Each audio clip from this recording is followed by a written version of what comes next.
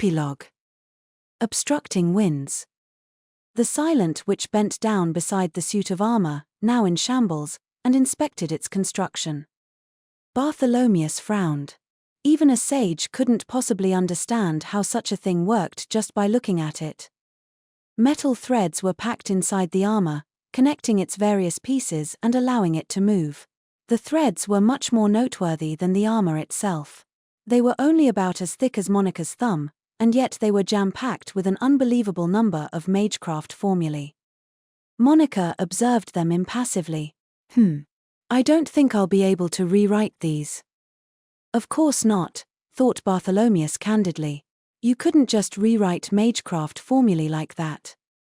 We'll just have to destroy it, he said, squatting next to her and rapping on the breastplate with a fist. Apparently, this walking armor is called a magical armored soldier. It's got a gem at its core, somewhere around the belly. Armor's thicker there, naturally, so it's gonna take a lot of elbow grease to break. As Bartholomeus explained this, it struck him again just how incredible the magical item was. A suit of armor sturdier than a human, yet also nimbler. If it was mass-produced, you could probably send them to war in place of humans. Monica stared, unblinking, at the threads. What if we sever the spirit it's using as a power source from the armor, she asked. The spirit's basically a part of the magical item at this point. I don't think we can cut it free, explained Bartholomeus.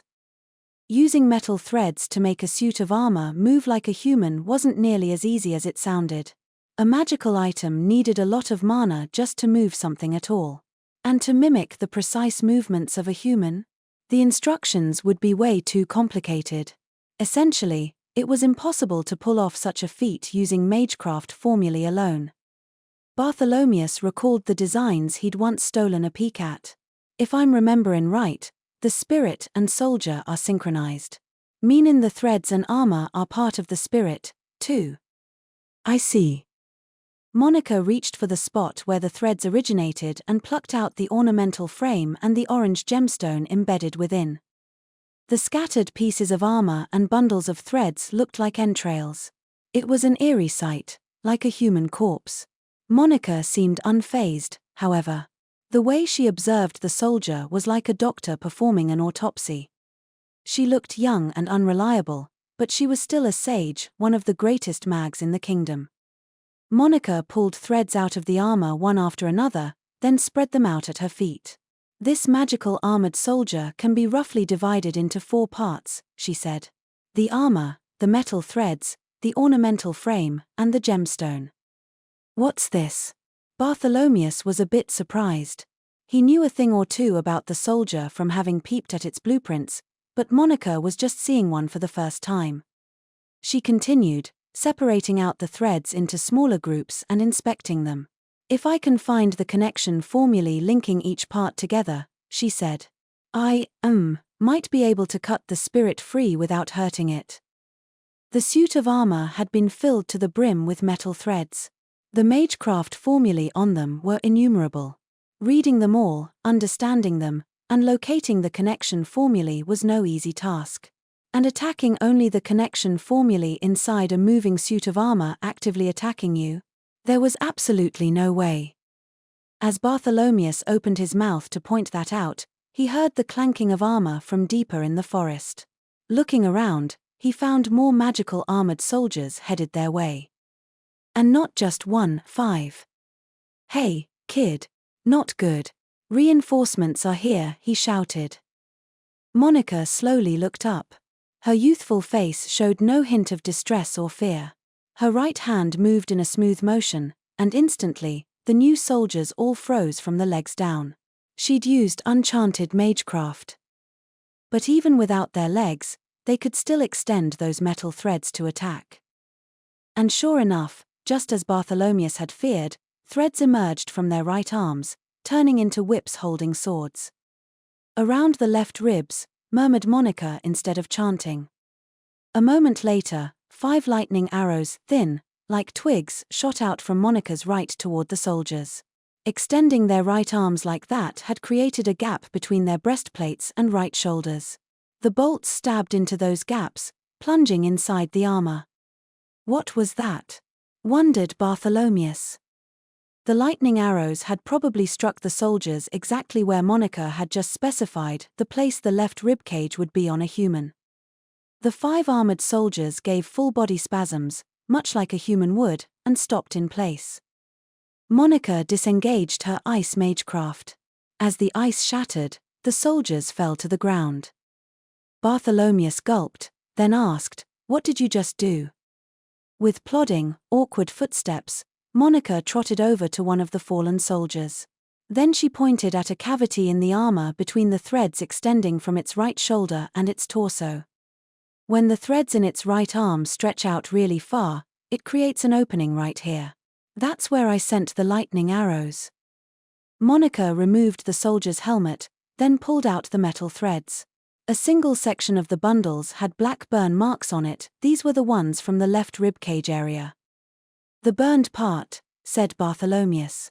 "Is that the connection formula?" "Yes," said Monica. "Attack here, and it cuts off the coordination between the armor, threads, ornamental frame, and gemstone. That way, I can sever the imprisoned spirit from the armor." Without the connection, the soldier couldn't absorb the spirit's mana. Taking away that power source had disabled it. Monica then pulled the ornamental frame and gemstone out and lowered her gaze. The stone glowed with a brilliant light, casting several rays along her robe. "I did it." Then, nestled in her little hands, the gemstone popped out of its frame. It really had been that easy. Bartholomeus stared at the stone. It had been glowing orange before, but now its light faded, and it took on a cloudy brown color. And then a white, chain-like pattern circled around the cloudy gemstone. "That's a sealing formula?" he asked. "Yes," she replied. "I'm sealing it temporarily until I can release it properly." Monica went to the second suit of armor and pulled out its threads and gemstone, too. One by one, she cut the spirits out of the armor and sealed them. But how?" Bartholomeus smiled nervously and began to sweat. The silent witch had taken almost no time at all to grasp the structure of the magical armored soldiers and locate the connection formula. And on top of that, she'd disabled them while dealing as little damage as possible. She'd frozen the soldiers' lower bodies to stop them in their tracks because she knew it would make them stretch their arms out to attack her. And then she'd fired lightning arrows into the gaps in their armor, surgically striking the connection formulae near the left rib cage. "I can't believe my eyes. The gem mage's artistry was incredible, but this is really something else. Is everyone in the 7 sages like this?" Bartholomeus had given up. He'd thought it impossible. But this little witch had accomplished the task so easily. As he watched her with fear and awe in his eyes, Monica finished the last seal and put the gemstone in her pocket, then scampered back over to him.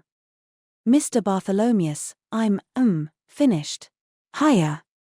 The sage who had just shown off her incredible genius tripped over the remnants of the armor and went careening face-first into the ground. She sniffed and started sobbing. In every other respect, she was still just a child. "This kid's full of contradictions. And frankly, she worries me a little bit." The silent witch Monica Everett was, without a doubt, an extraordinary genius. A mage of the highest class. And yet she was careless, even oblivious, when it came to herself. It reminded Bartholomeus of his little sister back home. He scratched his black hair through his bandana. Monica got back up, then checked her pocket to make sure none of the stones had fallen out. Seeing that they were all unharmed, she put them back. "I have to find Mr. Louis and the others quickly and tell them about how the spirits are being used to power magical items." She hadn't released any of the spirits yet. Instead, she'd sealed them. She didn't want Galanes, the flute of the false king, to take control of them again. If she kept them sealed for now, they wouldn't exhaust themselves to the point of annihilation. Bartholomeus adjusted his tool belt, then turned to Monica. "Come to think of it, is that Alexander guy here today?" "Oh, actually. He's taking a break." Bartholomew Alexander was Nero's false name when he assumed human form. Unable to tell the man he was asleep for the winter, Monica stammered and mumbled until Bartholomeus took her numb, red hand. Your left hand must still hurt from that dragon's curse, yeah? You sure you should be moving it around? Oh, yes. It still stings a little. But it's much better than before. Monica awkwardly opened and closed her hand. Bartholomeus frowned. Yeah, you definitely worry me. Huh. A kid like you with an injured arm shouldn't have come out here alone. Do the 7 sages always act like this? Well. After becoming a sage, Monica had holed up in her mountain cabin, engrossed in magecraft research and calculations. She didn't know how the other sages carried out their work, but she thought they were probably similar. They almost never worked together. Bartholomeus sighed at her vague answer. Well, whatever. Let's just go. I'm coming, Rini, my goddess. Wait for me. Monica followed behind Bartholomeus as he tramped along through the forest. But after just a few steps, he stopped, saw how she was trotting to keep up with him, and slowed down. He was a nice person. Monica kept moving, careful not to get her feet tangled in the tree roots. You know, I just remembered, said Bartholomeus. I finished that investigation you requested. Huh. I meant to come and tell you, but I was waiting for a good time to pretend to be a contractor so I could sneak into your school. Gee, and to think I almost forgot because of Rinnis' crisis. Monica tensed. The investigation he was talking about had to do with Peter Sums aka Barry Oates, the shaman she'd encountered in Renberg. As Peter died, he'd said the name of Monica's father and implied he was somehow related to his death. Before that old fogey came to Renberg, he was employed by Duke Clockford. But not exactly as a servant, you see. It seems he often visited the Duke's mansion, but nobody knows exactly what he was doing there. Duke Clockford, second Prince Felix Ark-Riddle's grandfather, was the most influential man in the kingdom, the same man who'd offered Monica a deal on the first night of the new year. The Abyss Shaman had told her that he'd once tried to investigate the traitorous shaman, only to be stopped by the Duke's intervention. It seemed Duke Clockford really was the one pulling all the strings. Monica gulped. When, did the Duke hire Peter Sums? She asked. About 8 years ago, replied Bartholomeus. Monica clenched her trembling hands and tried to shove back down her rising distress. That's a little before Dad was executed, she thought. The execution was 7 years ago. Peter Sums had started visiting Duke Clockford's mansion only a little while before. The more information Monica got, the more her suspicion turned to conviction. Duke Clockford is very likely connected to Dad's death. The same went for Felix, the man's grandson. It was a terrible thought, and it made her insides freeze up, like her blood had suddenly turned to ice water. But why? Why would he do such a thing? Monica's father, Benedict Rain, had been a scholar. He'd stayed far away from politics. She doubted he and the Duke had any direct connection. The one linking them was Peter Sums. And Peter knew about her father's research. Was his work inconvenient for someone? Is it related to the Black Grail in the message from Mr. Porter? But any further thought on the matter would be only idle speculation. Monica still didn't have enough to draw any conclusions. She took a quiet, deep breath and thought about the person at the root of their current mission. Emmanuel Darwin, the gem mage, a supporter of the second prince and someone well acquainted with Duke Clockford.